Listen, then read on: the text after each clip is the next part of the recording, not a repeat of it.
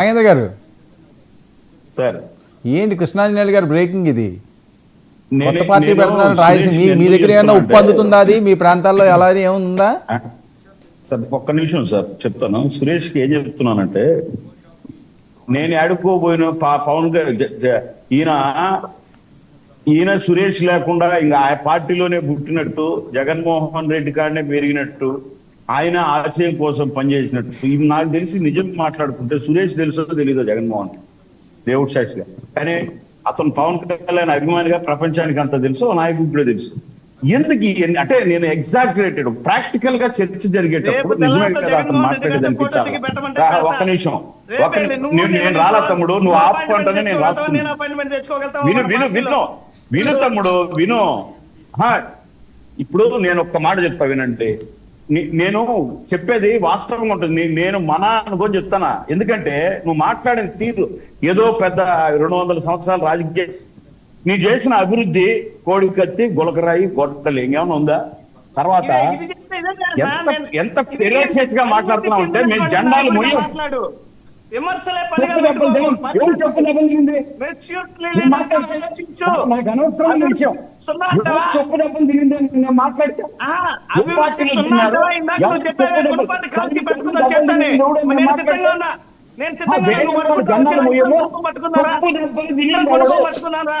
నా వాక్యాలకి నేను కట్టుబడి ఉంటాను, నీ వాక్యాలు నువ్వు కట్టుబడుతురా? అభివృద్ధి చొప్పు దెబ్బలు ఎవరు తిన్నాడు?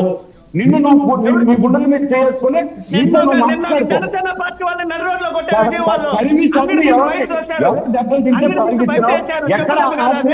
ఆశ్రయం పొంది మాట్లాడుతున్నావు నువ్వు. నిన్న జనసేన పార్టీ వాళ్ళని మేమని చెప్తే ఫుడ్ కోర్ట్ లో ఉండే వాళ్ళు ఈడ్చి బయట అన్నారు గుట్టలిప్పి. అది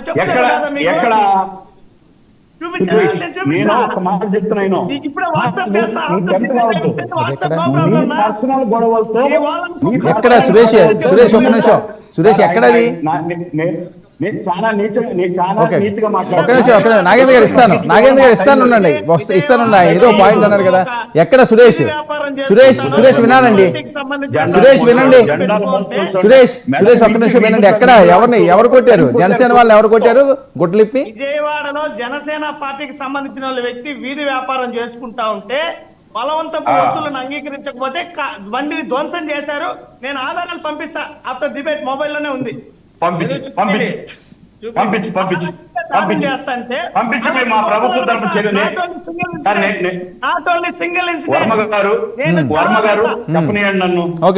నేనే పంపించండి. నేనేంటంటే నేనేం అడుగుతున్నానంటే, నేను వేరే వాడి జెండాలు మొయ్యం, నువ్వు మోచుండకూడదు ఆ మాట అనడానికి. అవునా కదా? నేను తక్కువ చిన్నగా మాట్లాడు. నువ్వు వేరే వాడి జెండాలు మొయ్యం అన్నోడు ఇంతకుముందు ఎప్పుడు మోతుండకూడదు, తప్పు దెబ్బలు తినడం ఆ అనుభవం ఉండుండకూడదు.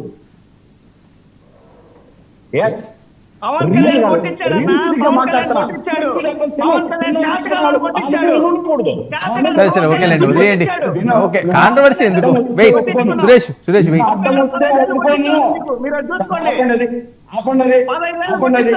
సురేష్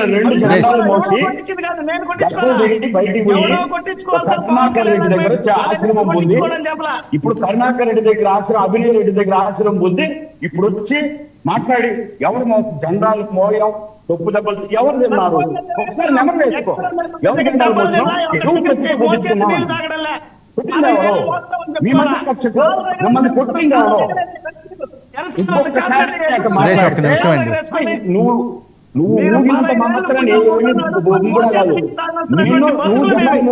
నువ్వు చెప్పు దెబ్బలు తిన్నావు, రెండు నిజం. దీనికి ఆ పార్టీకి అన్న ఊరికే మాటలు మాట్లాడకూడదు, మాటలు మాట్లాడకూడదు.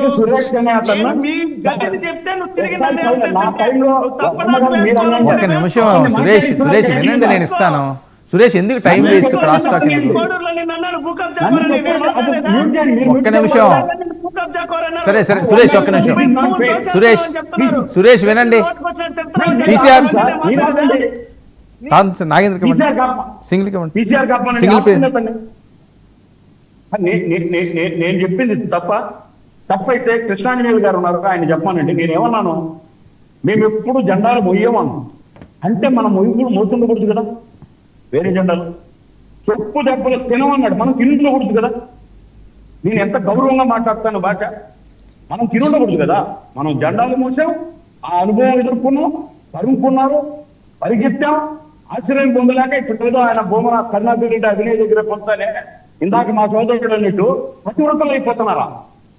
వాళ్ళే దొంగలు. నువ్వు అడిగిపోయి చేరి ఇప్పుడు నువ్వేదో సుతపూసలాగా ఆయన అన్నావు, నువ్వు సుతపూసలాగా సురేష్, గౌరవంగా పవన్ కళ్యాణ్ అభిమానిగా గౌరవం ఆయనకి ఉంది మీకు.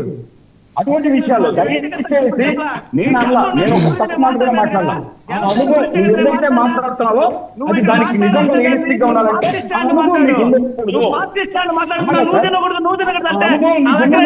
నాగేంద్ర గారు సురేష్ ను కూడా వ్యక్తిగతంగా మీరు టార్గెట్ చేయొద్దు దయచేసి. సురేష్ ఒకవేళ ఆవేశంగా మాట్లాడొచ్చామో కానీ నేను వ్యక్తిగతంగా సురేష్ ను టార్గెట్ చేయొద్దు. పొలిటికల్ గా ఏమైనా మాట్లాడాలి. నీ దిక్కుమాల పార్టీపై మాట్లాడి